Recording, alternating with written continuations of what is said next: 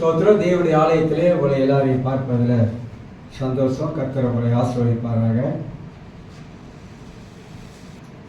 நெகேமியாவுடைய தரிசனத்தில் 2 காரியங்கள் உங்கள் மத்தியிலே நான் பேசினேன். ஒன்று, தரிசனம் என்ன செய்யும். இதெல்லாம் நான் சொல்றது ரொம்ப ரொம்ப முக்கியமானது. நாம் ஏதோ இப்படி இருக்கிற ஆள் இல்லை.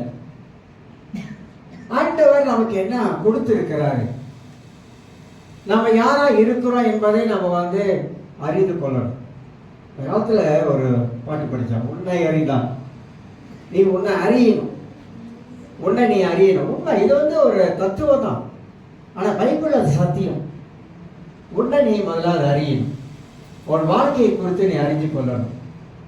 உன் வாழ்க்கையில் இருக்கிற மேன்மையை நீ அறிந்து கொள்ளணும். ஆண்டவர் எதற்காக உங்களையும் என்னையும் இந்த உலகத்தில் வைத்திருக்கிறார் என்பதை நாம் சரியாக புரிந்து கொண்டால் நம்முடைய கிறிஸ்தவ வாழ்க்கை ரொம்ப ஒரு மேன்மை உள்ள ஒரு வாழ்க்கையாக இருக்கும். உலகத்தில் 1000 போராட்டம் மனுஷனுக்கு இருக்கலாம், வரலாம். நமக்கு நிறைய துரோகங்கள் நடக்கலாம், பல சம்பவங்கள் நடக்கலாம். ஆனால் என்னை குறித்து நான் சரியாக அறிந்து கொண்டால் எந்த காரியமும் என்னை அசைக்கவே முடியாது. அதனால்தான் சங்கீதம் 36 சொல்லுங்க மனப்பாடமா, நான் ஒரு நாளும் அசைக்கப்படுவதில்லை. ஒரு காலமும் எந்த காலமா இருந்தாலும் நான் அசைக்கப்படுவதில்லை. இதெல்லாம் அற்புதமான வார்த்தை, தெரியுங்களா? அற்புதமான வார்த்தை. நம்மளோட மனதில் வைத்துக் கொள்ளணும். ஆண்டவரே, நீங்க எப்படி எழுதி வச்சிருக்கீங்க? தாவீதுக்கு வேறொரு கோணத்துல சொன்னாலும் நான் அந்த வசனத்தை வேறொரு கோணத்துல பார்க்கிறேன். ஆண்டவரே, நீங்க என்னோடு இருக்கிற வரைக்கும் நான் ஒரு காலம் இந்த உலகத்துல அசைக்கப்பட மாட்டேன். அந்த மாதிரியான ஒரு நெகட்டிவ் திங்கிங் நமக்கு இருக்கணும் எப்போதுமே. அந்த மாதிரி பாசிட்டிவா, நெகட்டிவ் சொல்றேன்னா பாசிட்டிவ் நெகட்டிவ் இல்ல, பாசிட்டிவா நம்ம எப்போதுமே நான் அசைக்கப்பட மாட்டேன், நான் உறுதியா நிற்பேன், கர்த்தர் கூட இருக்கிறாரு. இப்படி ஒரு பைத்தியக்காரன் உணர்வது போல நாம் உணர்ந்து கொண்டு இருக்கணும். மாடு இருக்குல்ல, மாடு உங்களை சொல்ற நினைக்காதீங்க தப்பா, அது வேற வம்பு. அந்த மாடு இலையை சாப்பிடும், புல்லுதான் சாப்பிடுது. சாப்பிட்ட பிற்பாடு அது என்ன செய்யுது, நல்லா கவனிச்சிங்களா? சாப்பிட்ட பிற்பாடு அது படுத்துக்கிட்டு அது சாப்பிட்டதை அப்படியே மென்னும் எடுத்து அதை நேக அரைக்கும். அது என்ன அர்த்தம்? அது எப்படி அது சாப்பிட்டதை எடுத்து நேக அரைச்சு மென்று அது நிதானமா சாப்பிடுறது போல தேவனுடைய வார்த்தையை நாம் உள்ள வைத்துக் கொண்டு நம்முடைய வாயினாலே அதை சொல்லிக் கொண்டே இருப்பது. உங்களுக்கு அதோட மகத்துவம் தெரியாது. நானா எத்தனையோ வருஷமா நான் அதை செய்கிறேன். அதனால நான் அசைக்கப்படுவதில்லை. ஏன்னா நான் தேவனுடைய வார்த்தையை, தேவனுடைய வாக்கு தத்தங்களை, எல்லா வாக்கு தத்தங்கள் இல்லை, பழைய ஏற்பாட்டில் இருக்கிற எல்லா வாக்கு தத்தம் கிடையாது. அது தனிப்பட்ட மனிதனுக்குரிய வாக்கு தத்தங்கள் இருக்குது. வித்தியாசமான வாக்கு தத்தங்கள் வைக்கப்பட்டிருக்குது. ஆனால் சில வாக்கு தத்தங்கள் நமக்குரியது இருக்குது. புதிய ஏற்பாட்டில் இருக்குது, பழைய ஏற்பாட்டில் இருக்குது. அந்த வாக்கு தத்தங்களை வைத்துக் கொண்டு நான் கேட்கிறேன், இப்ப ஒரு சிந்தனைக்காக கேட்கிறேன், வாக்கு தத்தம் என்ன அர்த்தம்? வாக்கு தத்தம் ப்ராமிஸ்னா என்ன அர்த்தம்? நான் உங்களுக்கு ஒரு ப்ராமிஸ் பண்றேங்க, நீங்க என்ன எதிர்பார்ப்பீங்க? பாஸ்டர் ஒரு ப்ராமிஸ் பண்ணிட்டாரு, எங்களை சாப்பிடுறது கூட்டு போறோம் ப்ராமிஸ் பண்ணிட்டாரு. ஆனா அடிக்கடி சொல்லிட்டு தான் இருக்கிறாரு கூட்டு போவாரு. ஆனா கண்டிப்பா கூட்டு போவாரு. ப்ராமிஸ் என்பது ஒரு வாக்கு தத்துவம். என்ன வாக்கு தத்துவம்னா அவர் சொல்லிட்டாரு. நல்லா நான் சொல்ற வார்த்தை கொஞ்சம் பிடிச்சிங்க. அவர் சொல்லிட்டாரு அப்படின்னா ஆண்டவர் நமக்கு பைபிள சொல்லிட்டாரு. உங்களுக்கு எனக்கு என்ன வச்சிருக்கிற என்பதை ஆண்டவர் சொல்லிட்டாரு. அவர் சொன்னதை, ஆண்டவரே நீங்க சொல்லி இருக்கீங்க, நீங்க சொன்ன வார்த்தையை நான் எடுத்து நீங்க சொன்னீங்க ஆண்டவரே, இப்படி செய்வேன்னு சொன்னீங்க ஆண்டவரே, நீங்க சொன்னீங்க ஆண்டவரே, இப்படி செய்வேன், இப்படி நடத்துவீங்கன்னு சொல்லியிருக்கீங்க ஆண்டவரே. அப்படி கடவுள்கிட்ட அவர் சொன்ன வார்த்தையை மீண்டும் அதை கிளீன் பண்றது. மோசே அதை செஞ்சாரு. நீங்க சொன்னீங்க ஆண்டவரே, சில ஜனங்களை நான் நடத்தி வருவேன், அழிக்க மாட்டேன்னு சொன்னீங்க, இப்ப திடீர்னு மாறுறீங்களா ஆண்டவரே, அடிச்சு போடுற சொல்றீங்க, வேறொரு ஜனத்தை உனக்கு புதுசாக நான் கொடுப்பான்னு சொல்றீங்க, வேண்டாம் ஆண்டவரே, நீங்க சொன்ன மாதிரியே இந்த ஜனத்தை என்னை நீங்க கொடுத்தீங்க, இந்த ஜனத்தை நீங்க நடத்துவீங்க. தேவன் சொன்ன வார்த்தையை அப்படியே திருப்பி மோசே ஆண்டவரிடத்துல சொல்ல ஆரம்பிக்கிறார். அப்ப வாக்கு தத்தங்களை பார்க்கணும். என்ன வாக்கு தத்தங்கள் இருக்கிறது? இப்ப அடிக்கடி நம்ம சொல்றேன், என்னை பலப்படுத்துகிற கிறிஸ்துவினாலே எல்லாவற்றையும் செய்ய எனக்கு பலன் உண்டு. நீங்க அந்த அதிகாரத்தை பின்னால் நீங்க வாசி பார்த்தீங்க அப்படிங்கிற புத்தகத்துல அங்க என்ன சொல்லப்படுது, பவுல் என்ன சொல்லி கொண்டு வராரு, அவர் எந்த சூழ்நிலை இருந்தாரு, அந்த சூழ்நிலை மத்தியிலே, அந்த விளைநிலத்தை மத்தியிலே எப்படி என்னை பலப்படுத்துகிற கிறிஸ்துவினாலே. அப்ப இந்த வாக்கு தத்தங்களை எடுத்துக்கொண்டு ஆண்டவரே என்னை பலப்படுத்துகிற கிறிஸ்துவினாலே சொல்லும் பொழுது என் வாழ்க்கையில வந்திருக்கிற பல விதமான இன்னல்கள் மத்தியில நீர் என்னை பலப்படுத்துகிறீர் ஆண்டவரே, என்னை பலப்படுத்த கிறிஸ்துவினாலே இதையெல்லாம் என் வாழ்க்கையில மேற்கொள்வதற்கு பரிசுத்த ஆவியானவர் எனக்கு பலனை கொடுத்திருக்கிறார். நீங்க சொல்ல சொல்ல சொல்ல சொல்ல உங்க வாழ்க்கையில் வருகிற எல்லா காரியத்தையும் உங்களை அறியாமலே மேற்கொண்டுருவீங்க. உண்மையா சொல்றேன், உங்களை அறியாமலே நீங்க மேற்கொண்டு போய்கொண்டே இருப்பீங்க. அதனால நான் இப்ப சொல்றேன், வாழ்க்கை என்பது அது ஒரு போராட்டம். வாழ்க்கை என்பது ஒரு நீச்சல். நீச்சல் அடிச்சுக்கிட்டு எப்படி முன்னக போறாரு, வாழ்க்கை என்பது ஒரு நீச்சல். அந்த வாழ்க்கையில நம்ம நீச்சல் அடிச்சு கொண்டே போயிட்டு இருக்கிறோம். முன்னக வாழ்க்கையில நிறைய போராட்டங்கள் வருது. அந்த போராட்டத்துல முழுகி போயிடக்கூடாது. தாவீது சொல்றாரு, நான் ஒரு காலம் அசைக்கப்பட மாட்டேன், எனக்கு பணம் இருக்கு, சொத்து இருக்கு, எல்லாம் இருக்குது. அதை நினைச்சு அவர் சொல்றாரு. ஆனா கர்த்தர் சொல்றாரு, என்னுடைய கிருபை உங்ககிட்ட இல்லைனா தாவீது, நான் உன்னை வழி நடத்தலனா, நான் உன்னோட கூட இல்லைனா எல்லாம் பூத்தம், பணம் காசு நிக்காது. அதுக்கு வேணான்னு சொல்ல வரல. ஆனா அதுல நம்முடைய நம்பிக்கையோ நம்முடைய விசுவாசத்தையோ அதுல வைக்க கூடாது அப்படின்றாரு. அப்ப கடவுள் தேவன் பைபிள்ல அற்புதமான வாக்கு தத்தங்களை வைத்திருக்கிறாரு. அந்த வாக்கு தத்தங்களை சொல்றதுக்கு கஷ்டமா? வாழ்க்கையில நாம் அசைக்கப்பட முடியாம இருக்கணும் அப்படின்னாக்கா இதுதான் நமக்கு சிறந்த ஒரு வழி என்பதை அறிந்து கொள்ள வேண்டும். ஆக நெகேமியாவுடைய காலத்துல நெகேமியாவை யாரும் அசைக்க முடியல. பிற்பாடு சொல்றான், அவனுக்கு எதிர்ப்பு வந்தது, போராட்டம் வந்தது, பல சோர்வுகள் வந்தது, மக்கள் சோர்ந்து போன. ஆனா அவனை யாரும் அசைக்க முடியல. ஏன்னா அவன் சிறந்த தலைவன். நெகேமியா ஒரு சிறந்த தலைவன். அவனை பத்தி தான் இந்த தரிசனத்தின் ஊடாக நாம் பார்க்கிறோம். தரிசனம் என்ன செய்யும்? நம்மளை முன்னோக்கி போய்கொண்டு இருக்கு. தரிசனம் ஒரு நாளும் மங்கி போகாது. தரிசனம் ஒரு நாள் வாழ்க்கையில தடை செய்யாது. தரிசனம் உள்ளவர்கள் முன்னோக்கி போய்கொண்டே இருப்பாங்க. அவங்க முன் வைத்த கால பின்னுக்க வைக்கவே மாட்டாங்க. எவ்வளவு சவால் வந்தாலும் அந்த தரிசனம் அவங்களுக்குள்ளாக முன்னோக்கி போக வைக்கும் என்பதை முதல் காரியம் சொன்னேன். இரண்டாவது, தரிசனம் உள்ளவர்கள் தேவையில்லாத காரியங்கள் எல்லாம் தலையிடவே மாட்டாங்க. தரிசனம் உள்ளவங்க தேவையில்லாத காரியத்திலவே இருக்க மாட்டாங்க. இரண்டாவது சொன்ன. மூணாவது, தரிசனம் உள்ளவர்கள் குறிக்கோள் உள்ளவர்கள். குறிக்கோள் என்ன தெரியுங்களா? குறிக்கோள் என்ன சொல்லலாம்? எனக்கு ஒரு குறிக்கோள் இருக்கு, என் வாழ்க்கைக்கு ஒரு குறிக்கோள் இருக்குது. இப்ப கல்யாணம் பண்ண போறாங்க. கல்யாணம் பண்ணோட குறிக்கோள் என்ன? உன் வாழ்க்கையில குறிக்கோளோட கல்யாண திருமணம் என்பது தமிழ் அதனால சொல்லுவாங்க 1000 காலத்தை பயிர் அப்படின்வாங்க. அப்ப கல்யாணம் பண்றதுக்கு முன்பதாக நம்முடைய குறிக்கோள் என்ன?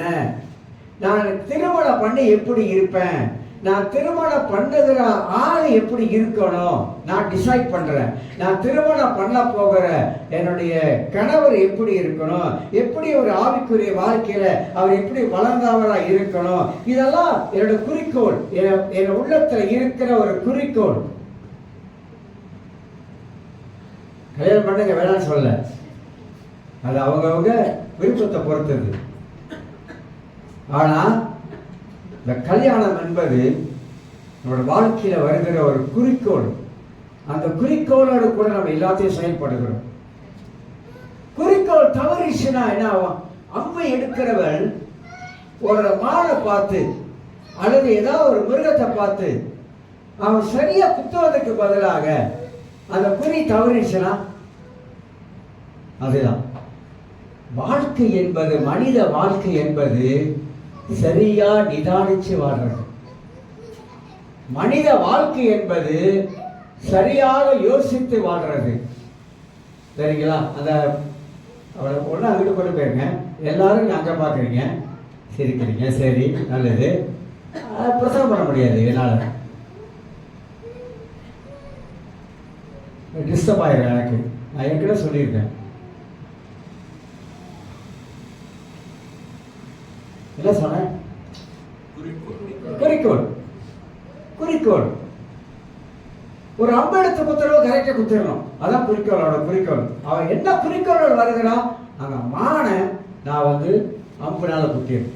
அவன் குறிக்கோள் இருக்கு. மனித வாழ்க்கையிலே அப்படித்தான். மனித வாழ்க்கையை நாம் சரியாக உணர்ந்து வாழனாக்கா அதுக்கு பைபிள் தான் பேசிக், அடிப்படை. ஒரு கிறிஸ்தவன் வேதத்தை அன்றாட வாசிக்கும் பொழுது அவன் நன்றாக புரிந்து கொள்ள முடியும், நான் இப்படிதான் வாழணும் அப்படின்னு. ஏன் அப்படின்னு கேட்டீங்கன்னா, பைபிள் இப்படிதான் வாழ வேண்டும் என்று நமக்கு போதிக்கிறது. நீ வழிமாறி போயிடக்கூடாது. காலமெல்லாம் கஷ்டப்படுவீங்க. நல்லதுன்னு சொல்றேன். நீங்க வழிமாறி போயிட்டீங்கன்னா உங்களுடைய வாழ்க்கையில் இருக்கிற ஆசைகளுக்கு இடம் கொடுத்து, உங்களுடைய எண்ணங்களுக்கு இடம் கொடுத்து, உங்களுடைய சுய விருப்பத்துக்கு இடம் கொடுத்து நீங்க போயிட்டீங்கன்னாக்கா வாழ்க்கை முழுவதும் நம்ம தான் கஷ்டப்படும். அதுக்கு பின்னால் போது யோசிக்க கூடாது, ஐயோ நான் இப்படி பண்ணியிருக்கலாம், நான் கொஞ்சம் பொறுமையா இருந்திருக்கலாம், நான் கொஞ்சம் அவசரப்பட்டுட்டேன் போல இருக்குது, நான் அப்படி பண்ணிட்டேன் போல இருக்கு, இப்படி பண்ணிட்டேன் போல இருக்கு சொல்வதில் அர்த்தமே கிடையாது. ஏன்னா பைபிள்ல ஆண்டவர் ஏகப்பட்ட காரியங்களை மனிதனுக்காக எழுதி கொடுத்திருக்கிறார். ஒரு மனிதன் தேவனுடைய வார்த்தையை நன்றாக உட்நிலைத்து கவனித்தாக்கா அவனோட வாழ்க்கை அற்புதமாக மாறும், அற்புதமாக இருக்கும், ஆசீர்வாதமாக அது காணப்படும். வேதம் சொல்லுகிறது அவசரப்படாத அப்படின்னு பைபிள் சொல்லுதுங்க. பைபிள் கற்றுக் கொடுக்குது. நான் பைபிள் படிச்ச நிறைய விஷயம் நான் கற்றுக்கிட்டேன். ஏன்னா அதனால தான் பைபிள் டெய்லி படிக்கிறது. படிக்கிறது மூலம் யோசிக்கிறது, படிக்கிறப்பெல்லாம் சிந்திக்கிறது, படிக்கிறப்பெல்லாம் தியானம் பண்றது. இப்படிலாம் கர்த்தர் நடத்தி வந்திருக்கிறாரு. இப்பெல்லாம் ஆண்டவர் எழுதி வச்சிருக்கிறாரு. இந்த வசனம் எப்பெல்லாம் அருமையான முத்து தங்கம் போல இருக்குது இந்த வசனம் வாழ்க்கைக்கு.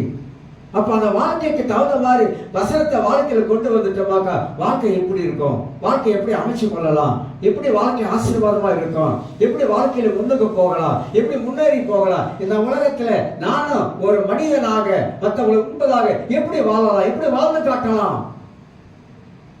எவ்வளவு விஷயம் பைபிள்ல இருக்குங்க, எவ்வளவு விஷயம்.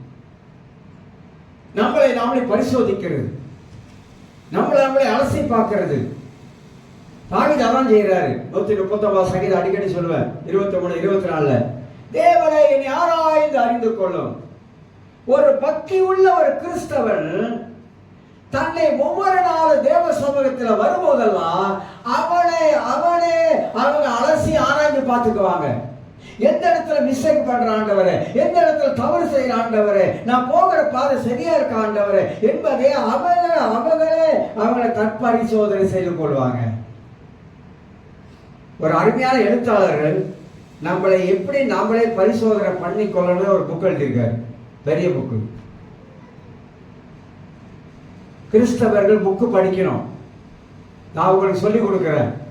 நான் வளர்ந்ததுக்கு காரணம் பைபிள் மட்டும் இல்லை, நான் என்னை வளர்த்து கொண்டது காரணம் புக்கு படிக்கிறது. ஏன் படிக்கிறேன் அப்படின்னா என்னை வளர்த்துக் கொள்வதற்காக. எவ்வளோ தெரியாத விஷயங்கள், உண்மையா சொல்றாங்க, பைபிள் நான் ஒரு காவாசி தான் எனக்கு தெரியும், காவாசி தான். ஆனா பைபிள்ல ஏகப்பட்ட ரகசியங்கள் உள்ள அடங்கி இருக்குது.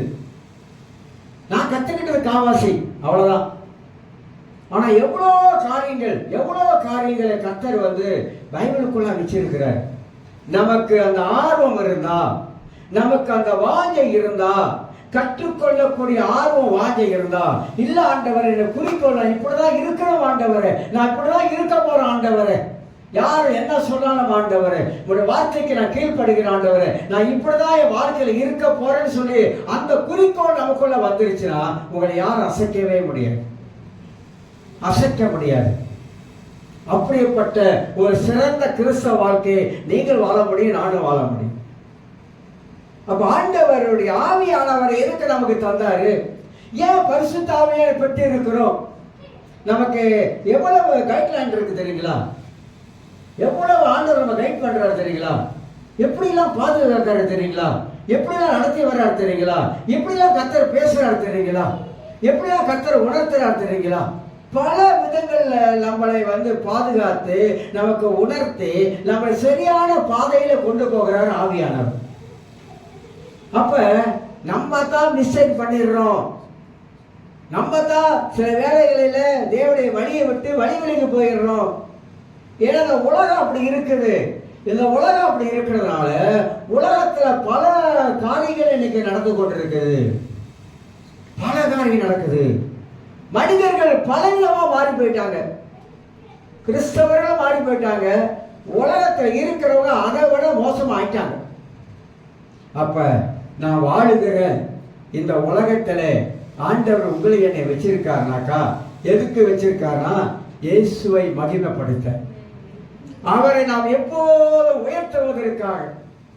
பாடலை படிக்கிறோம், படிக்கும் போது உணர்கிறோம், ஆண்டவரே இந்த பாடல் மூலமாக உங்களுடைய கிருபை, உங்களுடைய தயவு ஆண்டவர் என் வாழ்க்கையில இதனால் வரைக்கும் என்னை நடத்தி வந்திருக்க ஆண்டவரே. வாழ்க்கையில நம்ம வாழ்க்கையில எப்போதுமே கடவுளை நம்ம முன்னுக்கு வச்சுக்கணும்.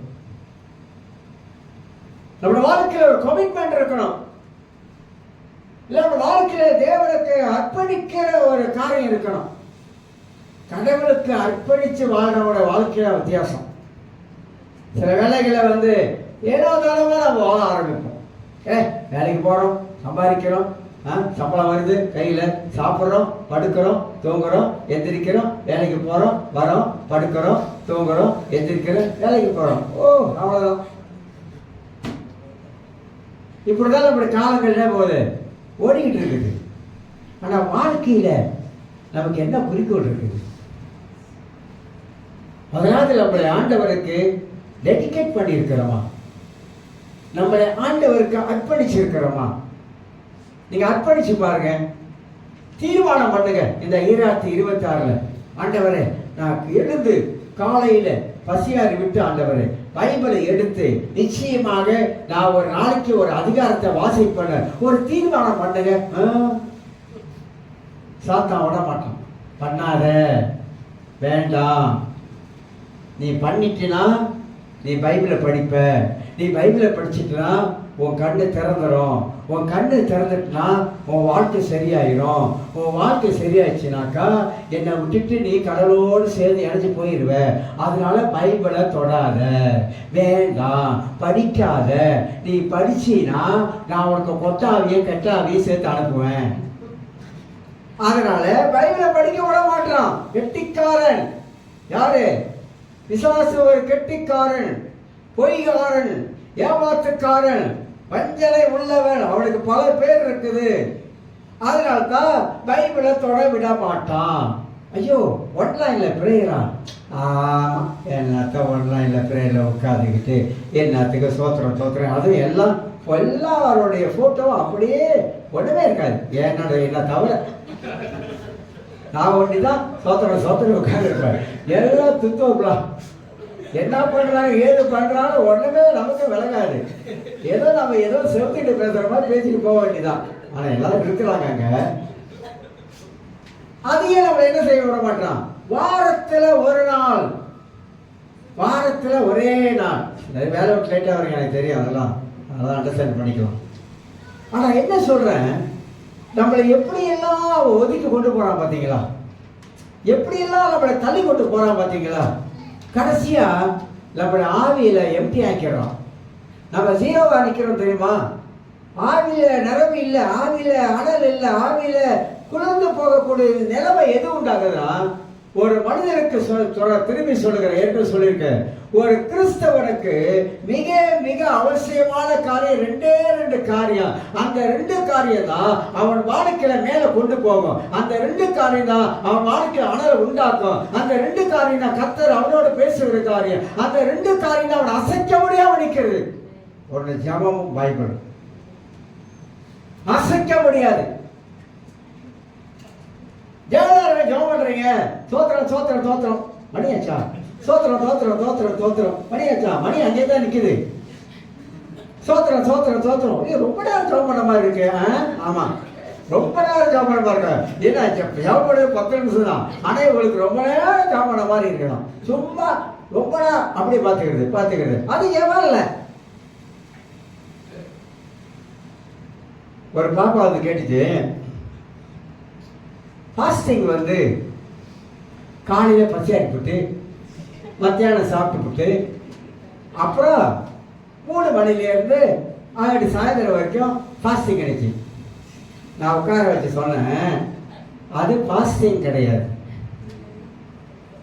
அது தெரியல, இந்த பிள்ளைங்களும் தெரியல.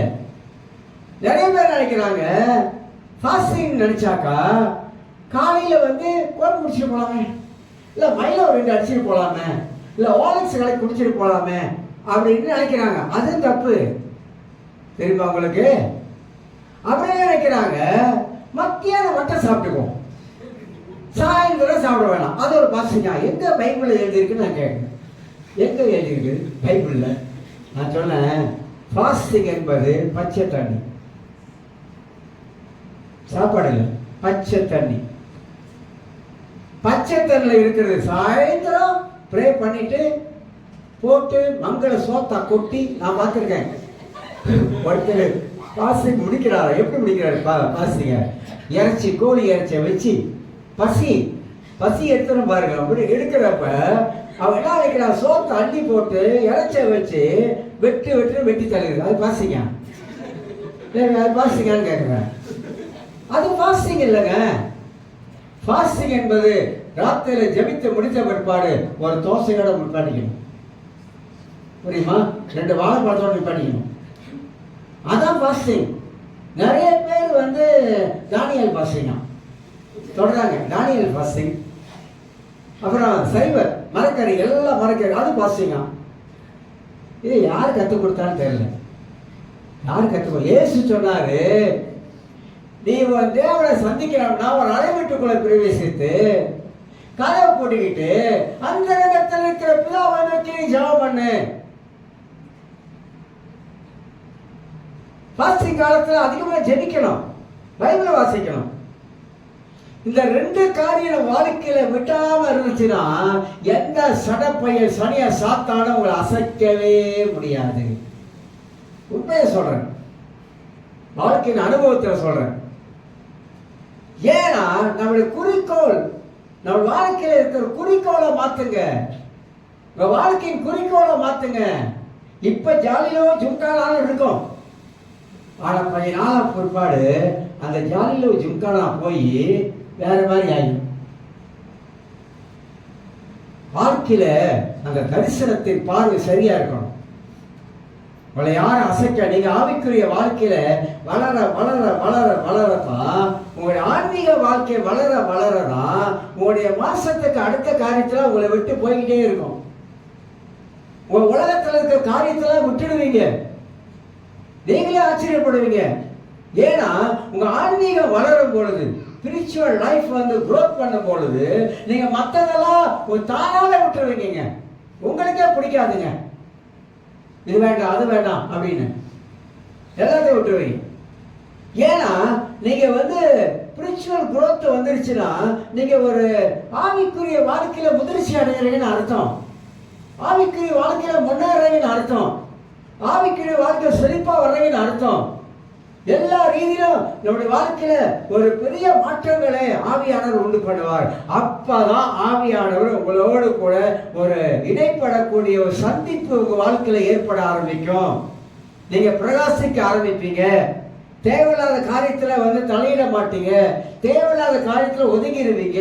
நீங்க கர்த்தருக்கு பக்தியாய் வாழ ஆரம்பிப்பீங்க. ஒரு அழியை சொல்லுங்க.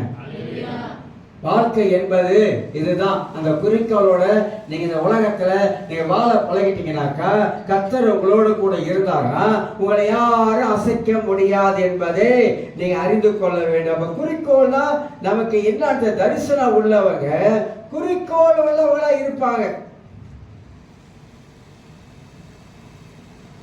யோசேப்பை பத்தி நான் பிரசங்கம் பண்ணியிருக்கேன். நீங்க பைபிள்ல ஆதியாகமம் 39ஆம் அதிகாரத்துல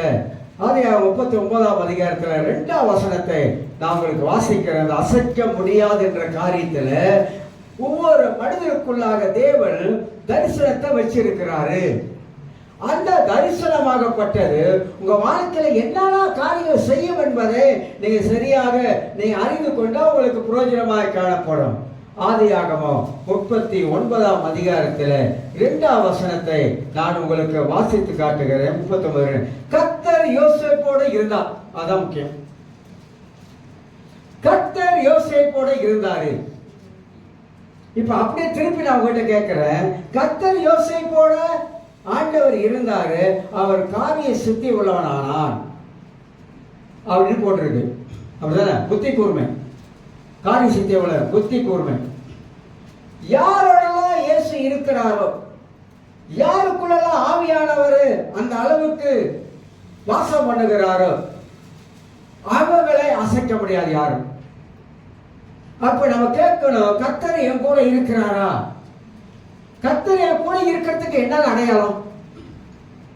உங்களுக்கு எனக்கும் கர்த்தர் இருக்கிறார் என்பதற்கு என்ன அடையாளம்? நீங்க என்ன அடையாளத்தை உங்க வாழ்க்கையில நீங்க பார்த்திருக்கீங்க? ஆண்டவர் என் கூட இருக்கிறாரு, எனக்கு தெரியுது, கர்த்தர் என் கூட இருக்கிறார் என்பது எனக்கு தெரியுது அப்படி என்பதற்கு உங்களுக்கு என்ன அடையாளம்? எனக்கு அடையாளம் இருக்கு, நான் அதை சொல்ல வரல. ஆனா உங்களுக்கு என்ன அடையாளம்? ஆவியானவர் உங்களுக்குள்ள இருந்து உணர்த்துறார் தெரியுங்களா? ஆவியானவர் உங்களுக்குள்ள இருந்து சில வேளையில மெல்லிய குரலை பேசுகிறார் தெரியுங்களா? அதுதான் கர்த்தரே கூட இருக்கிறார் என்பது அடையாளம். அப்ப யோசேப்பு கூட கர்த்தர் இருந்தா, யோசேப்புக்கு பல பிரச்சனை, சோதனைகள், கஷ்டங்கள், தொல்லைகள் வந்தாலும் யோசேப்புக்கு என்ன கவலை இல்லை, பயம் இல்லைன்னா கர்த்தரே கூட இருக்கிறாரு. சொல்ல முடியுமா? ஆண்டவர் என் கூட இருக்கிறாரு, என்னை யாரும் அசைச்சு பார்க்க முடியாது. இன்னொரு வார்த்தையை சொல்றேன், ஒரு மனிதனோட கூட கர்த்தர் இருக்கிறானா எவ்வளவு பெரிய காரியம் தெரியாது. மோசே கூட கர்த்தர் இருந்தார். என்ன செஞ்சாரு? மோசையை பார்த்து சொன்னாரு, எகிப்துக்கு போ, நான் சொல்றதெல்லாம் நீ செய் அப்படின்னாரு. நான் உன் கூட இருக்கிறேன், நான் உன் தேவனா இருப்பேன், உன் வாயா இருப்பேன் இப்படிலாம் சொன்னார் தானுங்களே. அப்ப மோசே அதை கேட்டு போகும்போது, மோசே கூட கர்த்தர் இருக்கும் பொழுது கர்த்தர் என்னென்ன காரியம் செஞ்சாரு? மோசே அசைக்க முடிஞ்சதா? முடியல. பார்வோன் அசைக்க முடிஞ்சதா? முடியல. ஏன்? கர்த்தர் கூட இருக்கிறாருங்க. அப்படி யோசிங்க நீங்க, கர்த்தர் கூட இருக்கிறார், என்னை யாரும் அசைச்சு பார்க்க முடியாது, எந்த சோதனையை அசைச்சு பார்க்க முடியாது, எந்த பிரச்சனையை அசைத்து பார்க்க முடியாது. காரணம், ஆண்டவர் என் கூட இருக்கிறார். யோசேப்போடு கூட கர்த்தர் இருந்தார் என்பதை ரொம்ப அழகா போட்டிருக்கு. அதே 39:21 உங்களுக்கு நான் வாசித்து காட்டுகிறேன். 39ஆம் அதிகாரத்தில் வசனம் 21 வாசிக்கிறேன். கர்த்தரோ யோசேப்போடு கூட இருந்து அவன் மேல கிருபையை வைத்து சிறைச்சாலை தலைவனுக்கு தயவு அவனுக்கு கிடைக்கும்படி செய்தார். நீங்க எந்த இக்கத்துல போய் மாட்டிக்கொண்டாலும், எந்த சூழ்நிலையில நீங்க இருந்தாலும், யோசேப்போடு கூட கர்த்தர் இருந்தார் என்ற வார்த்தை சொல்லும் போது இருந்து அவன் மேல் கிருபை வைத்தாரு. அவன் ஜெயில போனாலும் கர்த்தர் அவனோட கூட இருக்கிறதுனால தேவ கிருபை அவன் மேல இருந்தது. கிருபைனா என்ன அர்த்தம்? கிரேஸ்னா என்னது? கிரேஸ்னா என்ன? கிரேஸ் கிருபை, கிருபை, கிருபை. நிறைய விதத்துல கிருபை கிருபை கிருபை பேசிட்டு வரேன். நல்லதான், கிருபை தான், கிருபை இருக்குதான். ஆனா கிருபைனா என்னது? கிருபைனா தயவு, தெய்வ தயவு, தேவனுடைய இரக்கம். இதெல்லாம் கிருபைக்கு அடையாளங்கள். அப்ப தேவ தயவும் தேவ இரக்கமும் நமக்குள்ள இருந்துச்சுன்னா யாருக்கு நம்மளை அசைக்க முடியும்? மோசே சொல்றாரு, கர்த்தரின் பட்சத்தில் நிற்பவன் யார் அப்படின்னு கேட்கிறாரு. கர்த்தரின் பட்சத்தில் நிற்பவன் யார், தேவ பக்கத்தில் நிற்பவன் யார் அப்படின்னு கேட்கிறாரு. ஏன் கேட்டா தெரியுங்களா, கீழே ஒரு பெரிய சம்பவம் நடக்குது. கோலாக்கன் கூட்டம் பெரிய லாட்டா பண்ணாங்க மோசைக்கு எதிர்த்து. மோசை கேட்கிற கர்த்தரின் பட்சத்தில் நிற்பவன் யார், யார் வந்தா தெரியுங்களா, லேவியர்கள் மட்டும் தான் ஓடி பண்ணிட்டாங்க. ஏன்னா அவனுக்கு தெரியும்.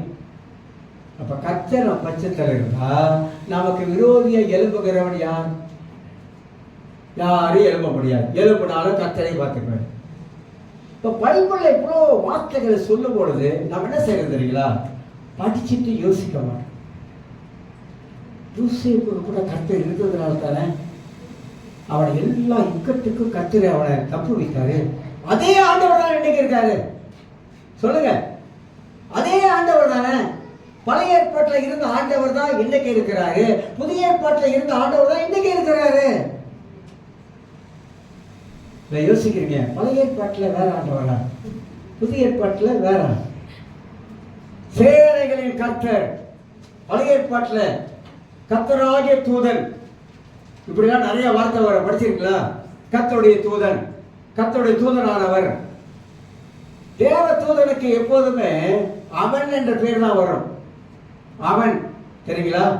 ஆனா கடவுளுக்கு அவன் என்ற பேர் வராது. அவர் கர்த்தருடைய தூதனானவர். அவர்னா தூதனானவர் யாரு, இயேசு. பழைய ஏற்பாட்டில் முழுக்க முழுக்க இயேசுவை படம் பிடிச்சு காட்டுது. நல்லா புரிஞ்சுக்குங்க. அப்ப நமக்கு நல்லா புரியணும், சத்தியம் நமக்கு நல்லா புரியணும், வேதம் நமக்கு நல்லா புரியணும்னாக்கா இந்த என்னது பழைய ஏற்பாட்டு இறைகளுக்கு தியோலஜிக்கு வாங்க, சிஸ்டமேட்டிக் தியோலஜிக்கு வாங்க. நிறைய விஷயம் நீங்க அதை கற்றுக்கொள்ள முடியும். அப்ப நான் பைபிளை நான் எப்படி பார்க்கிறேன்னாக்கா, யோசேப்பு கூட கர்த்தர் இருந்தாரு. சிறைச்சாலைக்கு யோசேப்புக்கு அங்க போனாலும் தேவனுடைய கிருபை அவன் மேல இருந்தது. ஐயா நான் சொல்றேன், கர்த்தருடைய கிருபையை மட்டும் இழக்கவே கூடாது. நீங்களும் நானும் தேவ கிருபையை ஒரு நாள் இழந்துடக்கூடாது. கர்த்தருடைய கிருபை இழந்துட்டமாக்கா அடுத்தது சரப்பழைய சனியை சாத்தா வந்து உட்கார்ந்தோம். கிருபை அவ்வளவு மேலானது. அந்த கிருபையை நீங்களால இழந்துடக்கூடாது. அப்ப யோசேப்புக்கு தேவனுடைய கிருபை இருந்ததுனால சிறைச்சாலையில் இருக்கிற தலைவனுக்கு ஆண்டவர் அழகா இறங்கி கிரியை செய்து யோசேப்புக்கு தயவு காட்டினார். அருமையான வசனமெல்லாம் பைபிள்ல எழுதப்பட்டிருக்கு பாருங்க. அதுல வாழ்க்கையில முன்னுக்கு போக கேட்டேன். கண்டதை யோசிக்காதீங்க, கண்டதை சிந்திக்காதீங்க. அப்படியே ஆயிடுமா, இப்படி ஆயிடுமா, இப்படி போயிடுவேனா, பின்னால போயிடுவேனா, காலை பின்னால வச்சிருவேனா, ஏன் அப்படிலாம் யோசிக்கிறீங்க? பைபிள் அப்படி சொல்லுதா? உங்களுக்கு எனக்கு பைபிள் அப்படி கற்றுக் கொடுக்குதா? இல்லவே இல்லை. இல்ல, மரித்தோடு உயிரோடு எழுந்த கர்த்தர் நம்ம கூட இருக்கிறாருங்க.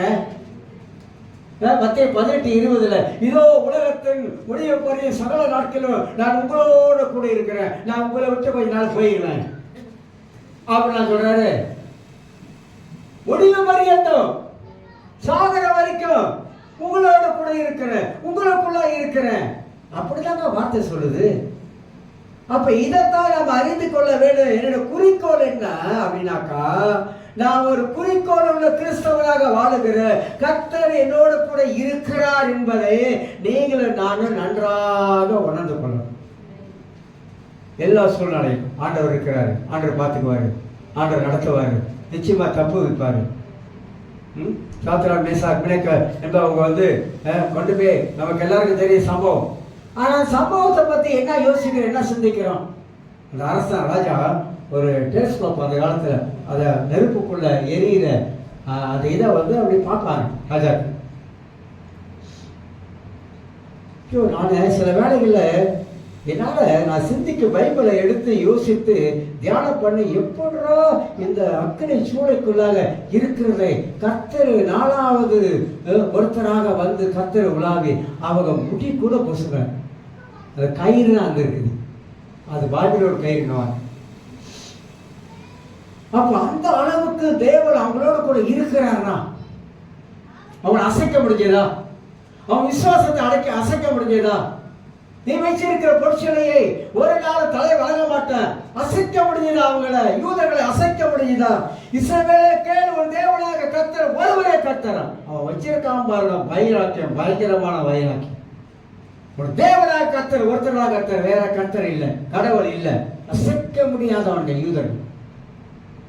நம்ம அப்படிதாங்க கிறிஸ்தவ வாழ்க்கை வாழணும். அசைக்க முடியாத ஒரு கிறிஸ்தவ வாழ்க்கையை நாம் வாழணும். பக்தி உள்ள ஒரு கிறிஸ்தவ வாழ்க்கையை நீங்கள் நானும் வாழ வேண்டும் என்று கர்த்தர் விரும்புகிறார்கள். இன்னொரு சம்பவத்தை நான் சொல்லி சுருக்கமாக முடிக்கிறேன். குறிக்கோள், தரிசனம் உள்ளவர்கள் குறிக்கோள். இரண்டாவது சொல்றேன், மூணாவது சொன்னேன். தரிசனம் உள்ளவங்க குறிக்கோள் இருக்குது. அந்த குறிக்கோளோட தான் வாழ்க்கையில அவங்க முன்னோக்கி போய் கொண்டு இருக்கிறாங்க என்பதையும் நாம் அறிந்து கொள்ள முடியும். யோபுடைய வாழ்க்கையை பற்றி நான் தொட்டு தான் பேசுறேன், முழுமையா பேசுறேன். அதுல ஏகப்பட்ட சத்தியங்கள் உள்ள புதைஞ்சு கிடக்கு யோபுவோட வாழ்க்கை. நிறைய பேர் சொல்லுவாங்க கர்த்தர் கொடுத்தாரு, கர்த்தர் எடுத்தாரு. கர்த்தர் கொடுத்தாரு, கர்த்தர் எடுக்கல. நிறைய சொல்லுவாங்க ஜெபம், ஆண்டவரே நீங்க கொடுத்தீங்க, நீங்க எடுத்தீங்க ஆண்டவர், தப்பு தப்பா வந்து ஜெபம் பண்ணுவாங்க. எத்தனையோ சில இதில் கூட நான் புத்தகத்தில் பார்த்துருக்கேன். கர்த்தர் கொடுத்தாருங்க, கர்த்தர் எடுத்துக்கிட்டாருங்க. கர்த்தர் கொடுத்தாரு, கர்த்தர் எடுத்தாரு, கர்த்தர் எடுக்கலைங்க. அந்த மாதிரி கடவுள் எடுக்கல, அதான் கடவுள் ஒரு நாள் அப்படி எடுக்க மாட்டாரு. ஆனா யோபோட வாழ்க்கையை நீங்க பார்த்தீங்கன்னா கடுமையான சோதனை, சோதனை, கடுமையான சோதனை.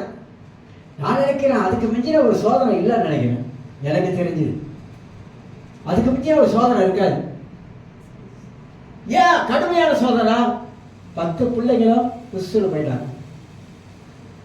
ஒரு ஆள் வீட்டில் இறந்துட்டாலே நமக்கு துக்கம் ஆற மாட்டேங்குது.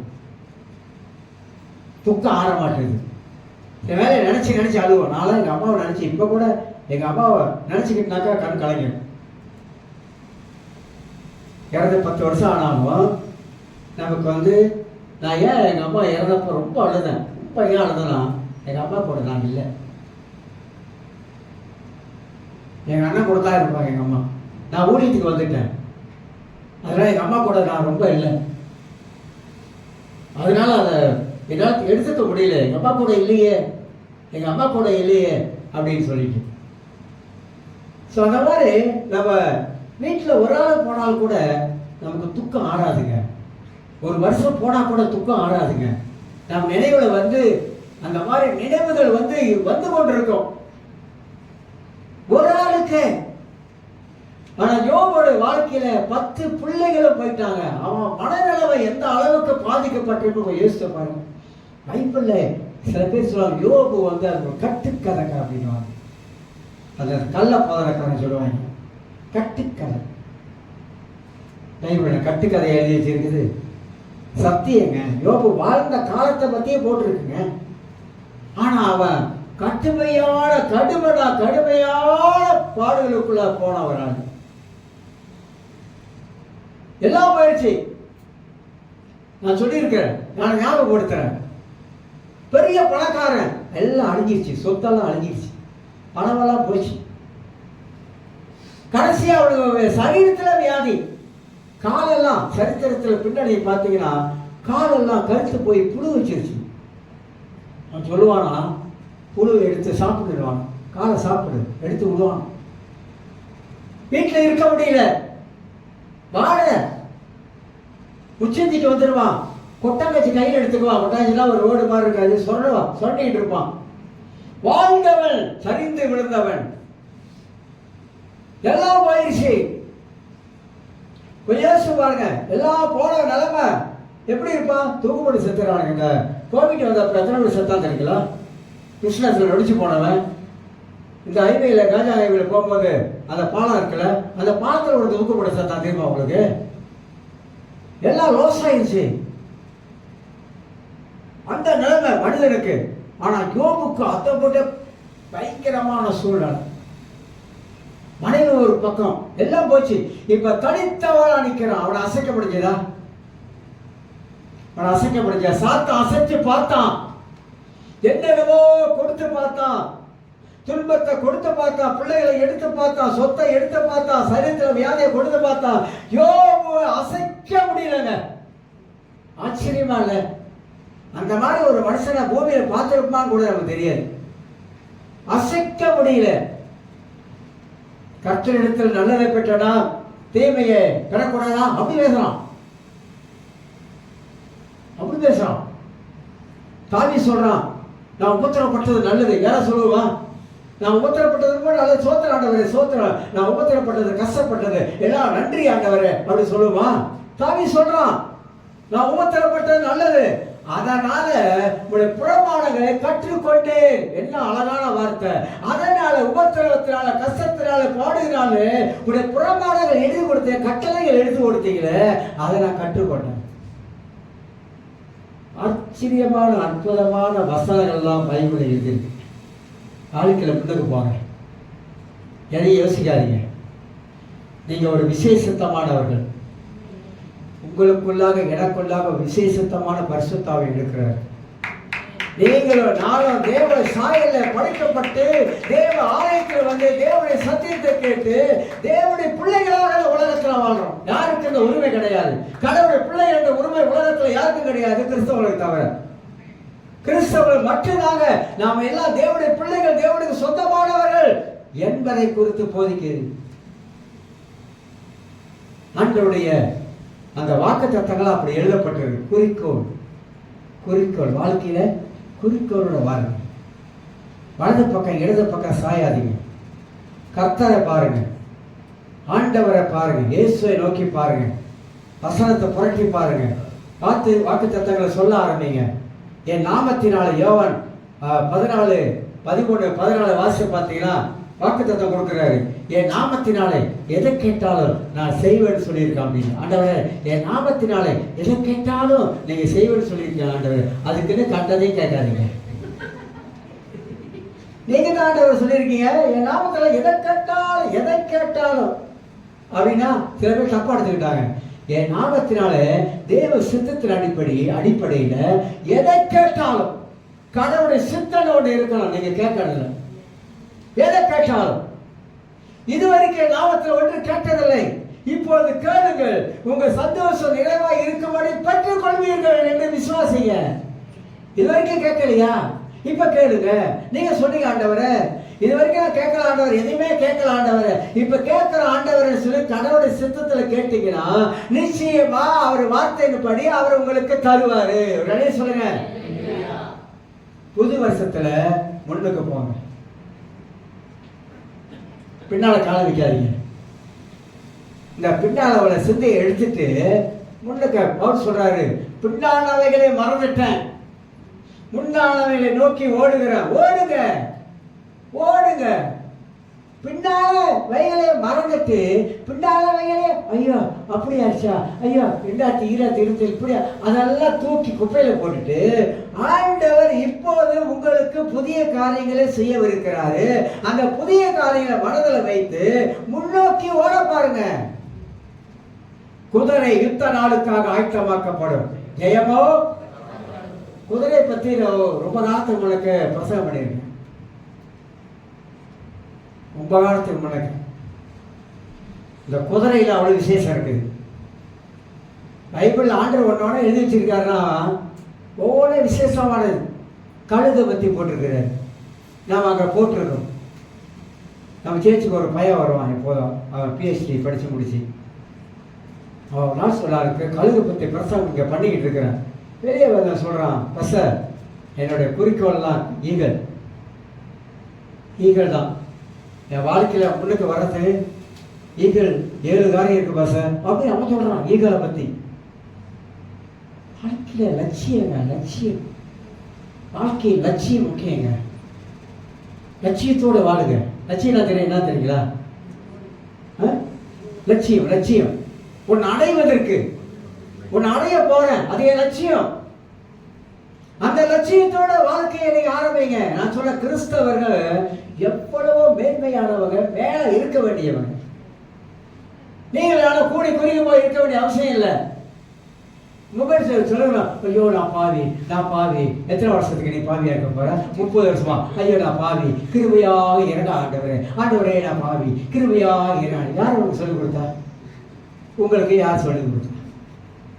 இப்போ பாவத்தெல்லாம் இயேசு மன்னிச்சிட்டாரு. அப்புறம் நான் பாவி, நான் பாவி, நான் பாவி, நான் கேட்குறேன், எல்லாரும் கேட்குறேன். என்னோட பாவத்தெல்லாம் கர்த்தர் மன்னிச்சிட்டாருங்க. மன்னிச்சு தான் நீதிமானாக்க வச்சிருக்கிறாரு. நீங்க என்ன சொல்லணும்? நான் தேவனுக்கு உண்மையாக நீதிமான். சாத்தான் பார்ப்பான், பரவாயில்லையே கொஞ்சம் முன்னேறி இருக்கிற, எப்போதும் பாவி பாவிங்கிற, இப்ப கொஞ்சம் முன்னேறி இருக்கிற, நீதிமான் சொல்ற, அந்த அளவுக்கு வந்துட்ட நீ நீதிமான் சொல்லுங்க, தைரியமா சொல்லுங்க. இயேசு ரத்தத்தால் கழுவப்பட்ட எல்லாரும் நீதிமான்கள். அதனால உங்களை யாரும் அசைக்க முடியவே முடியாது. எல்லாரும் எழுதிருக்கலாம். ஸ்தோத்திரம் ஆண்டவரே, நன்றியோடு துதிக்கிறோம் தகப்பனே.